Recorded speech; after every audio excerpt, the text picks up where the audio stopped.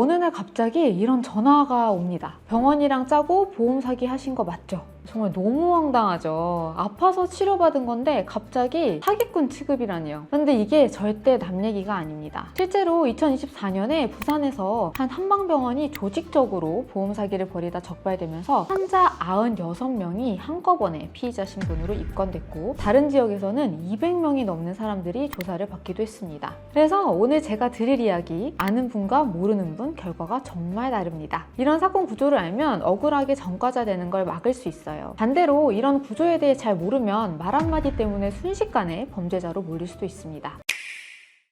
요즘 병원 보험 사기 수법이 굉장히 은밀합니다. 내가 실제로 받은 건 10만 원짜리 치료인데 서류에는 20만 원짜리로 적혀 있거나 피부 미용만 해줬는데 도수 치료를 받은 것처럼 기록하는 경우도 있죠. 수사기관 입장에선 이렇게 생각하는 겁니다. 환자가 이걸 몰랐을까? 보험금 더 받으려고 자칫 짠 거 아닐까? 이런 의심 때문에 평범한 환자분들이 피의자 신분이 되는 거예요. 보험 사기는 최대 징역 10년까지 나오는 중범죄이기 때문에 그냥 병원이 잘못했다 하고 끝나는 문제가 아니에요. 그럼 어떻게 해야 무죄가 되는 걸까요? 여기서 핵심은 하나입니다. 무죄를 환자가 증명하는 게 아니라 결국 검사가 유죄를 입증해야 한다는 것인데요. 검사는 여기서 두 가지를 반드시 입증해야 합니다. 하나는 환자가 알고 했다, 즉 고의라고 하는 거죠. 그리고 또 하나는 병원이랑 짰다, 즉 공모했다. 이 두 가지를 반드시 함께 입증해야만 유죄가 됩니다. 대법원 역시 병원이 준 서류를 제출했다고 해서 공범이 되는 것은 아니다. 보험 사기를 함께 하자는 합의가 있어야 한다고 말합니다. 그냥 병원이 준 서류를 제출했다고 해서 공범이 되는 건 아니라는 거죠. 실제 무죄가 나는 사례들을 보면 공통적인 흐름이 있습니다. 진짜 아파서 치료받으려고 갔다는 점, 그리고 실제로 치료를 꾸준히 받았다는 점, 그리고 진료 내역서를 일반인이 보고서는 허위인지 알 수 없다는 점, 그리고 보험금 청구 과정에서 조작의 흔적이 전혀 없다는 점, 이러한 여러 요소들이 쌓이면 검사가 고의나 공모를 입증할 수 없어 무죄가 나오게 됩니다.